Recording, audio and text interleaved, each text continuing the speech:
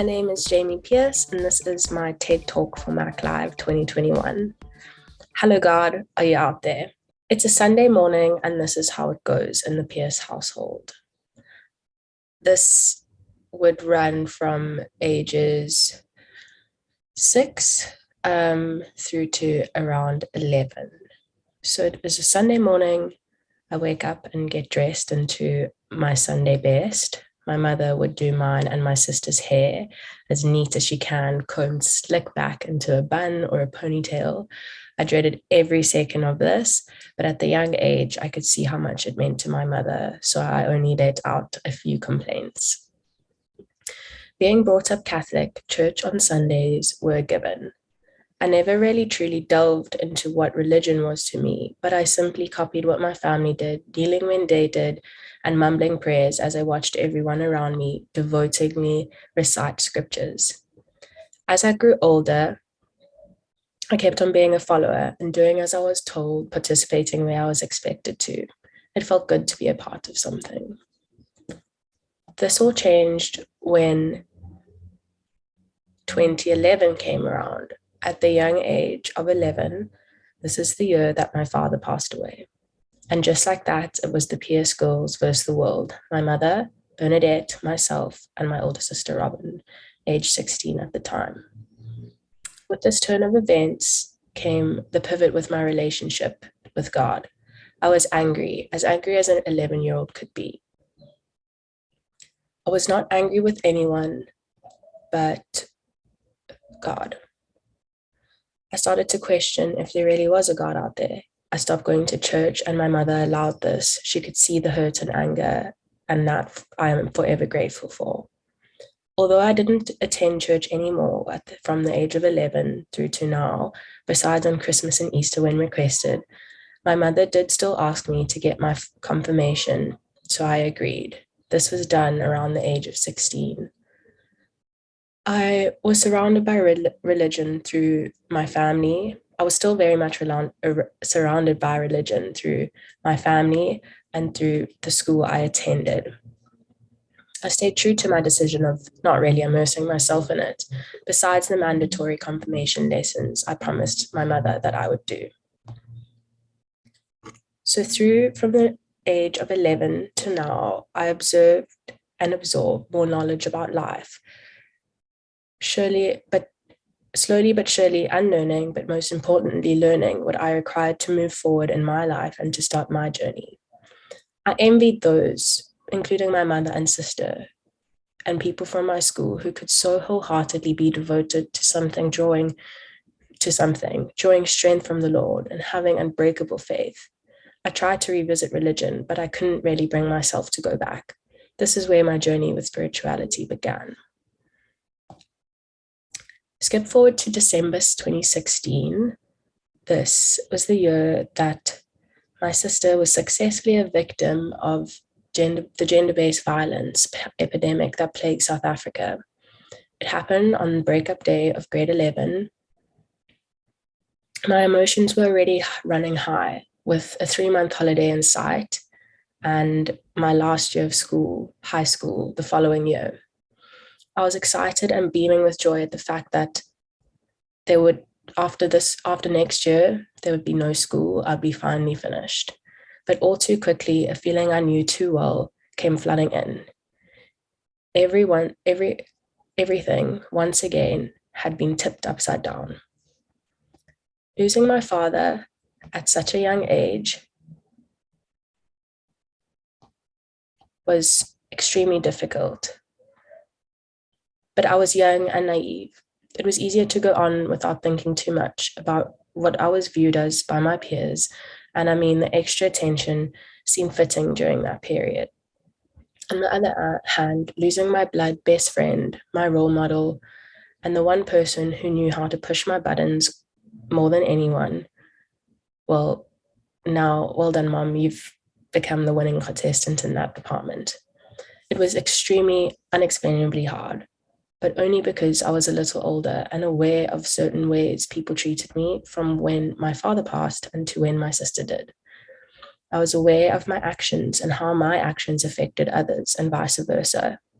I felt like I had no one to turn to, no God to lean on, and faith to have in like my mother did.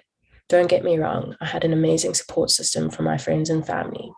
But the minute self awareness is unlocked, it becomes a lot harder to do things without overthinking or settling to become a people pleaser, which I believe I did. I played the part of the strong girl everyone said I was, and I did this well because being brought up by a single mother, I knew a strong woman in its entirety from a young age. 2017, I started my matric year and it went well. I finished doing extremely well and I was really proud of myself.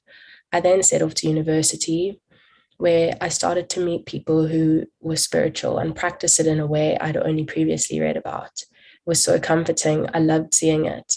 I loved hearing about it and I loved believing it. Finally, being able to believe in something again.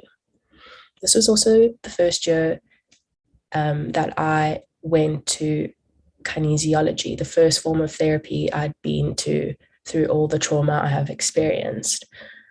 So kinesiology is the use of gentle muscle monitoring techniques to access the subconscious mind and gain accurate information about your current issues and what it is needed to help your body, mind, and spirit to restore balance.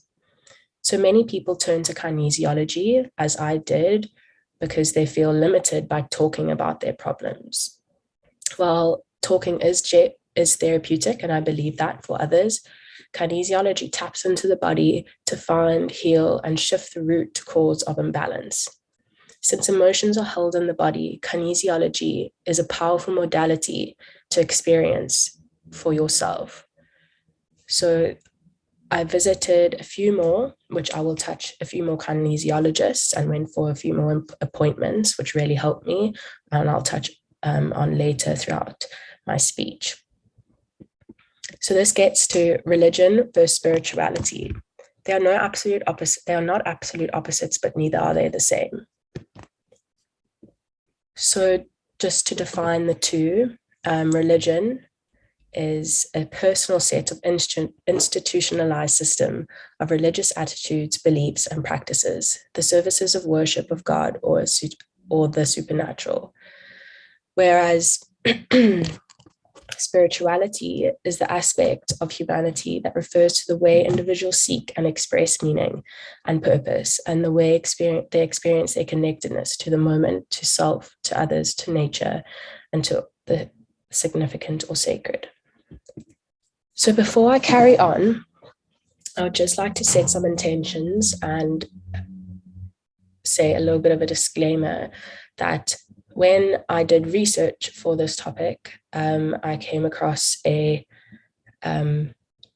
site that perfectly spoke about the differences between religion and spirituality. The remarks that are made in the rest of this presentation are directly drawn from my experiences that I've had with those remarks that were made that I feel like I connect to. There's no means a disregard for anyone's religious beliefs. So carrying on.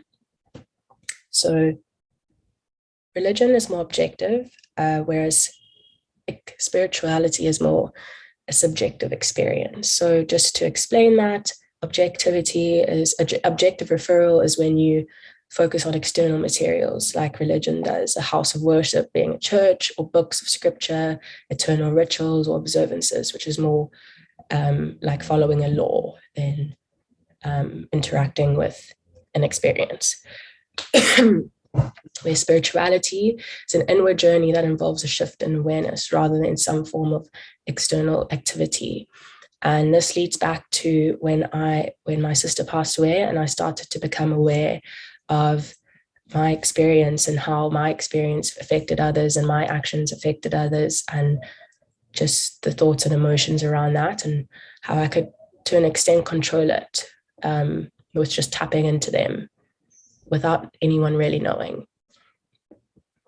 Organized versus formless. So the church is more of an organized, rule-based construct, is structured and has specific codes and criteria that need to be followed in order to be religious. So this is your first Holy Communion, or it starts back with your baptism, first Holy Communion, confirmation, marriage, and so on. Whereas the formless spirituality is a pathless path of self-discovery. There's no specific rules, and it's more about following your own inner call to spirit. After my first kinesiology appointment, I believe this is when my true inner call to spirit began, and I had no idea how to go about it. And this is where kinesiology really helped me conceptualize and understand what this all meant, while leaving it open for me to also come up with what it meant to me. Exclusive versus inclusive.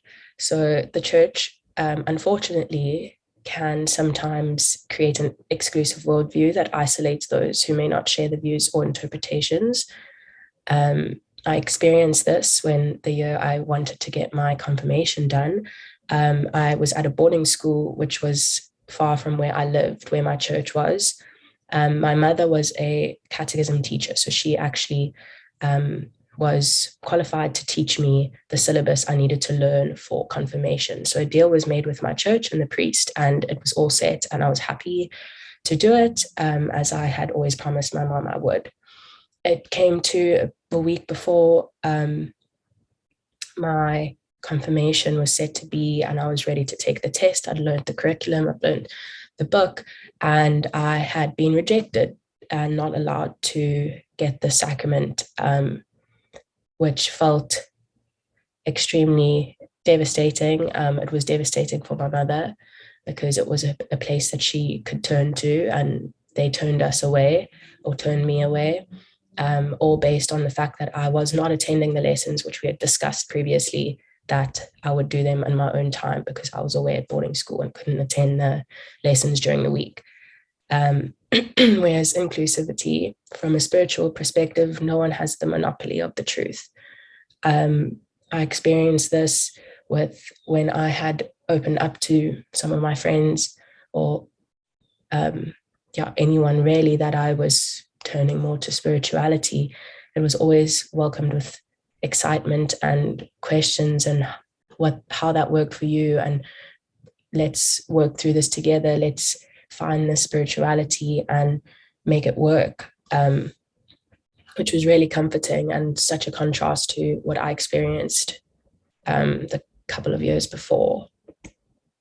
So belief for spiritual experience. So through religion, you are taught to have faith in God or scriptures as being the infallible and ultimate truth of reality.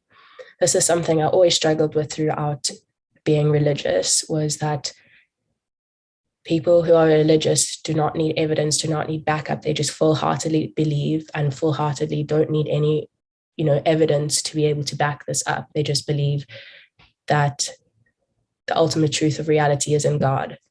And this is contrasted by spirituality, which spirituality doesn't dismiss faith. However, it often leans more heavily on the direct experience of the soul or divinity. So you know something because you have tasted the experience yourself and have allowed it to resonate, as opposed to taking the word of another. So this really resonates with me, because I believe that what you experience is ultimately what you will experience, and how you go forth in your life making decisions. And moving on to the last thing, which is fear versus love. So fear is often comes up in religion. So the concepts of original sin, divine judgment, God's wrath, or external punishment can create a mental environment, burden and worry and anxiety over your worthiness and whether your actions will result in the divine retribution or karmic punishment, not making it into the white pearly gates, which I also never understood. If, God forgives everyone, and there is this, loving nature about religion and family, and the church is your family, then it just didn't make sense to me why everyone couldn't go to heaven. Whereas spirituality looks at everything with love. So your choices and your behavior are guided by not fear of punishment, but rather the desire to end suffering and create a peaceful and loving world for all through what you do for yourself, with love being the ultimate goal, not worrying if you're going to make it into a better place, or just worrying about how you treat people in the moment and treat yourself, and make sure that it's with love. So that brings me to 2020, which was last year. And it was a really good year. It was the beginning of COVID, well, the second year of COVID, but it was really good because I started to be present. I started to practice spirituality in depth. I realized that you don't have to feel pain, you don't have to suffer if you just stay true to yourself and you make sure that what you experience is what you are living your life to change, or living your life to live more towards. Which brings me to where I am now, which is on a windy path to spirituality, with the hopes to find the power of being present in all that I am and in all that I do.